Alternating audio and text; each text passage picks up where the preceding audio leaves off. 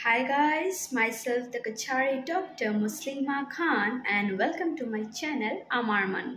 আজকে আমি একটা বহুত বিশাল বড় টপিক ডিসকাস করবো একদম সুটোভাবে টপিকটা হলো কি infertility Now what is infertility? Infertility হলো কি failure to conceive after 1 or more years of regular unprotected intercourse এক বছর বা তার চেয়ে বেশি তুমি রেগুলার আনপ্রোটেক্টেড ইন্টারকোর্স করায় তারপরেও যদি তুমি কনসিভ করো না এটারে ইনফার্টিলিটি। এখন তুমি কনসিভ না করার অনেকগুলো রিজনস আছে।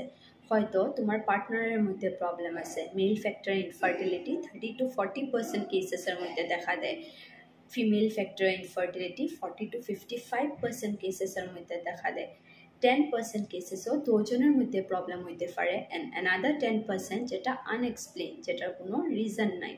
পিডিতে ডেইলি পেশেন্ট আইন 18 ইয়ার্স 19 ইয়ার্স আইবা তারা মা শাসিন্তর লগে বা বাই বোনিন্তর লগে অ্যান্ড আইয়া তারার কমপ্লেইন হলো গিয়া 6-7 মাস হয়ে গেছে বিয়ার অ্যান্ড তারা কনসিভ করতা না।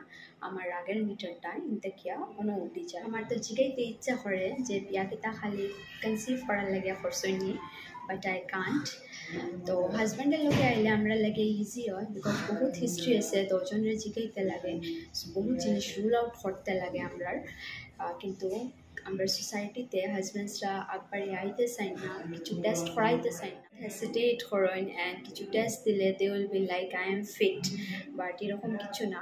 আজকের ভিডিও চাইলে হয়তো আপনারা লাগে ক্লিয়ার হয়ে যাবো এই জিনিসগুলা।